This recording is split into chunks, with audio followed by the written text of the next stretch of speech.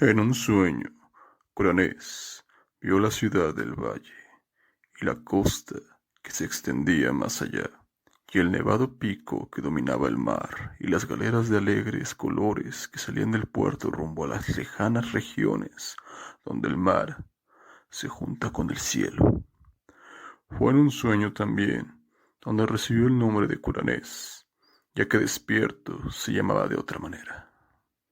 Quizá le resultó natural soñar un nuevo nombre, pues era el último miembro de su familia y estaba solo entre los indiferentes millones de londinenses, de modo que no eran muchos los que hablaban con él y recordaban quién había sido.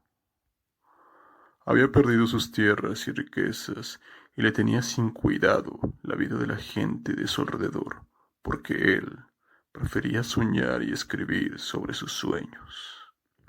Sus escritos hacían reír a quienes los enseñaba, por lo que algún tiempo después se los guardó para sí, y finalmente dejó de escribir.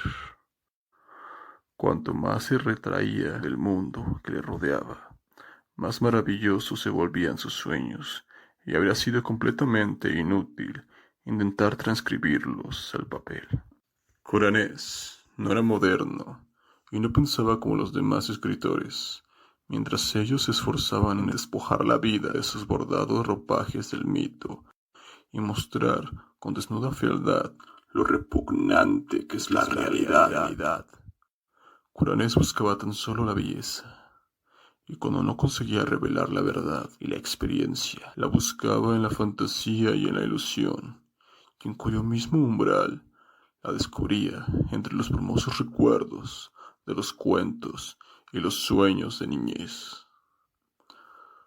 No son muchas las personas que saben las maravillas que guardan para ellas los relatos y visiones de su propia juventud, pues cuando somos niños escuchamos y soñamos y pensamos pensamientos a medias sugeridos, y cuando llegamos a la madurez y tratamos de recordar, la ponzoña de la vida nos ha vuelto torpes y prosaicos.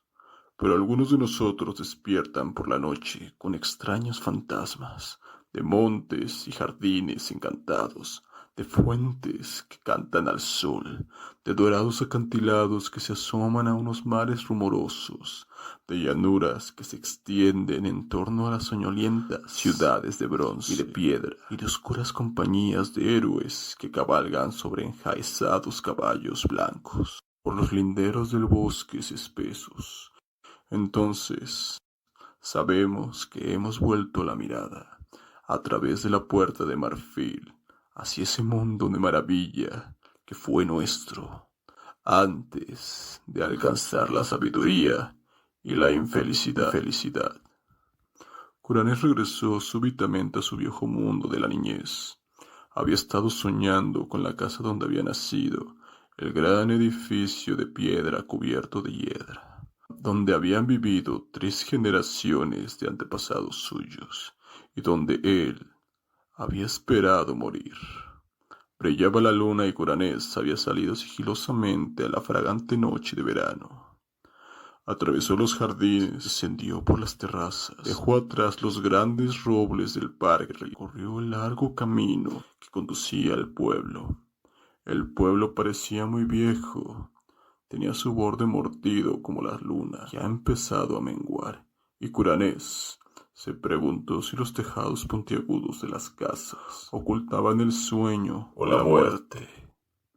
En las calles había tallos de larga hierba, y los cristales de las ventanas de uno y otro lado estaban rotos o miraban ciegamente.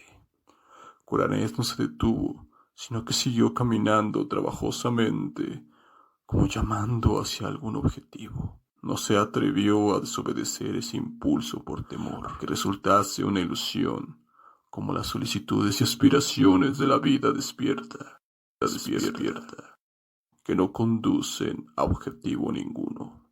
Luego se sintió atraído hacia un callejón que salía de la calle del pueblo en dirección a los acantilados del canal, y llegó al final de todo, al precipicio y abismo donde el pueblo y el mundo caían súbitamente en un vacío infinito, y donde incluso el cielo, allá adelante, estaba vacío y no iluminaban siquiera la luna roída o las curiosas estrellas. La fe le había instado a seguir avanzando hacia el precipicio, arrojándose al abismo por el que descendió flotando, flotando, flotando. Pasó oscuros, informes sueños no soñados, esferas de apagado resplandor que podían ser sueños apenas soñados, y seres alados y rientes que parecían burlarse de los soñadores de todos los mundos. Luego pareció abrirse una grieta de claridad en las tinieblas que tenía ante sí, y vio la ciudad del valle brillando espléndidamente allá abajo, sobre un fondo de mar y de cielo y una montaña coronada de nieve cerca de la costa. Curanés despertó en el instante en que vio la ciudad. Sin embargo, supo con esa mirada fugaz que no era otra que Celefais, la ciudad del valle de Oth-Nargai, situada más allá de los montes Tanarios, donde su espíritu había morado durante la eternidad de una hora, en una tarde de verano, hacía mucho tiempo, cuando había huido de su niñera y había dejado que la cálida brisa del mar lo inquietara y lo durmiera mientras observaba las nubes desde el acantilado próximo al pueblo. Había protestado cuando lo encontraron, lo despertaron y lo llevaron a casa, porque precisamente en el momento en que lo hicieron volver en sí, estaba a punto de embarcarse en una galera dorada, rumbo a esas seductoras regiones, donde el cielo se junta con el mar. Ahora se sintió igualmente irritado al despertar, ya que al cabo de 40 monótonos años había encontrado su ciudad fabulosa. Pero 3 noches después, Uranés volvió a Celefais. Como antes, soñó primero con el pueblo que parecía dormido o muerto, y con el abismo al que debía descender flotando en silencio. Luego apareció la grieta de la claridad una vez más. Contempló los relucientes alminares de la ciudad, las graciosas galeras fondeadas en el puerto azul y los árboles ginkgo del monte Arán, mecidos por la brisa marina. Pero esta vez no lo sacaron del sueño y descendió suavemente hacia la herbosa ladera como un ser alado, hasta que al fin sus pies descansaron blandamente en el césped. En efecto, había regresado al valle de Oth-Nargai y a la espléndida ciudad de Celefais. Curanés paseó en medio de hierbas fragantes y flores espléndidas, cruzó el burbujeante Naraxa por el minúsculo puente de madera donde había tallado su nombre hacía muchísimos años. Atravesó la rumorosa arboleda y se dirigió hacia el gran puente de piedra que hay a la entrada de la ciudad. Todo era antiguo, aunque los mármoles de sus muros no habían perdido su frescor, ni se habían empañado las pulidas estatuas de bronce que sostenían, y Curanés vio que no tenía por qué temer que hubiesen desaparecido las cosas que él conocía, porque hasta los centinelas de las murallas eran los mismos, y tan jóvenes como él los recordaba. Cuando entró en la ciudad y cruzó las puertas de bronce y pisó el pavimento de onix, los mercaderes y camelleros lo saludaron como si jamás se hubiese ausentado. Y lo mismo ocurrió en el templo de turquesa de Nat Hortat, donde los sacerdotes, adornados con guirnaldas de orquídeas, dijeron que no existe el tiempo en Oth-Nargai, sino solo la perpetua juventud. A continuación, Curanés bajó por la calle de los Pilares hasta la muralla del mar y se sentó con los mercaderes y marineros, los hombres extraños de esas regiones en las que el cielo se junta con el mar. Allí permaneció mucho tiempo, y mirando por encima del puerto resplandeciente, donde las ondulaciones del agua centelleaban bajo un sol desconocido, y donde se mecían fondeadas las galeras de lejanos lugares, y contempló también el monte Arán, que se alzaba majestuoso desde la orilla, con sus verdes laderas cubiertas de árboles cimbreantes, y con su blanca cima rozando el cielo. Más que nunca deseó Juranés zarpar en una galera hacia lejanos lugares, de los que tantas historias extrañas había oído. Así que buscó nuevamente al capitán, que en otro tiempo había accedido a llevarlo. Encontró al hombre Atib sentado en el mismo cofre de especias en que lo viera en el pasado. Y Atip no pareció tener conciencia del tiempo transcurrido. Luego fueron los dos en bote a una galera del puerto, dio órdenes a los remeros y salieron al mar Serenerio, que llegaba hasta el cielo. Durante varios días se deslizaron por las aguas ondulantes hasta que al fin llegaron al horizonte, donde el mar se junta con el cielo. No se detuvo aquí la galera, sino que siguió navegando ágilmente por el cielo azul en vellones de nubes teñidos de rosa. Y muy por debajo de la quilla, Curanés divisó extrañas tierras y ríos y ciudades de insuperable belleza, tendidas indolentemente a un sol que no parecía disminuir ni desaparecer jamás. Por último, Atit le dijo que su viaje no terminaba nunca y que pronto estaría en el puerto de Saranial, la ciudad de mármol rosa de las nubes, construida sobre la etérea costa donde el viento de poniente sopla hacia el cielo. Pero cuando las más elevadas de las torres esculpidas de la ciudad surgieron a la vista, se produjo un ruido en alguna parte del espacio y Curanés despertó en su bujardilla de Londres. Después Curanés buscó en vano durante meses la maravillosa ciudad de Celefais y sus galeras que hacían la ruta del cielo, y aunque sus sueños lo llevaron a numerosos y espléndidos lugares, nadie pudo decirle cómo encontrar el valle de Oth-Nargai, situado más allá de los montes Danarios.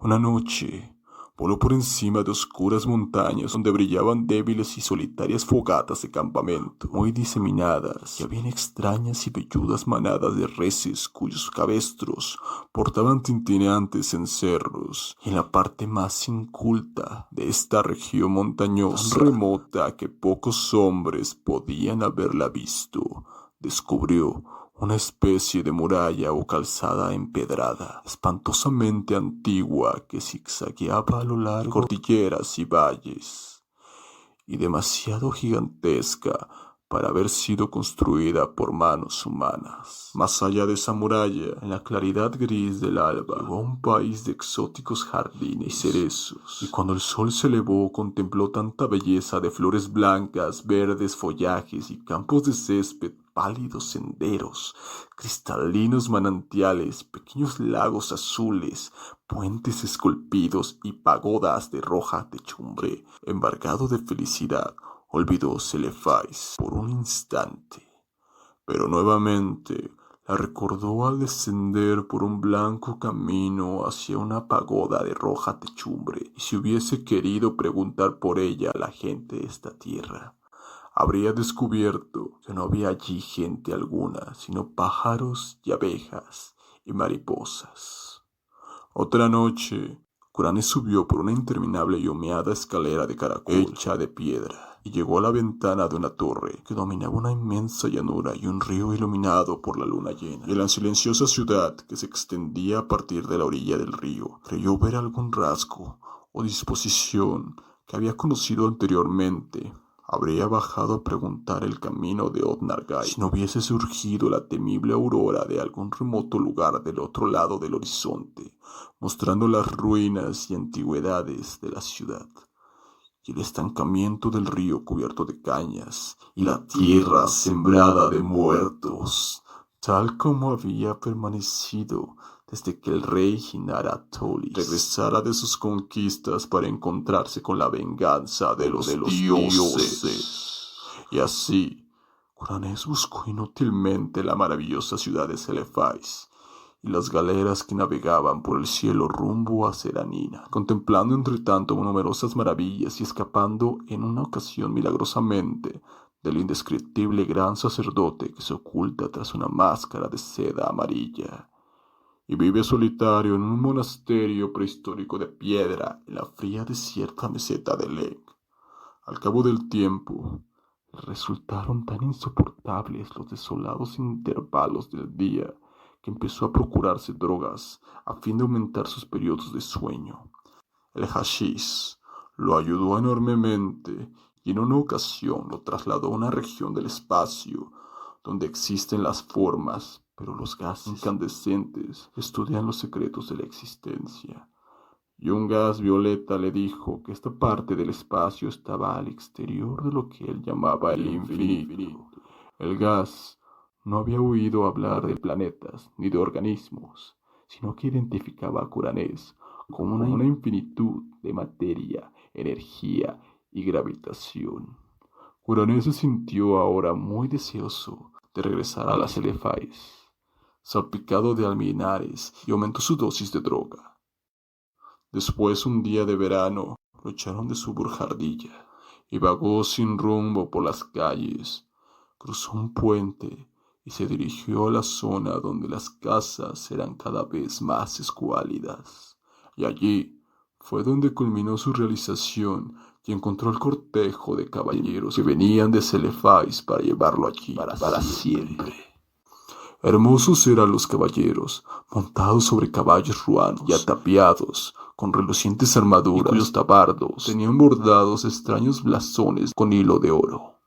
Eran tantos que Curanés casi los tomó por un ejército, aunque habían sido enviados en su honor, porque era él quien había creado Oth-Nargai en sus sueños, motivo por el cual iba a ser nombrado ahora Dios Supremo.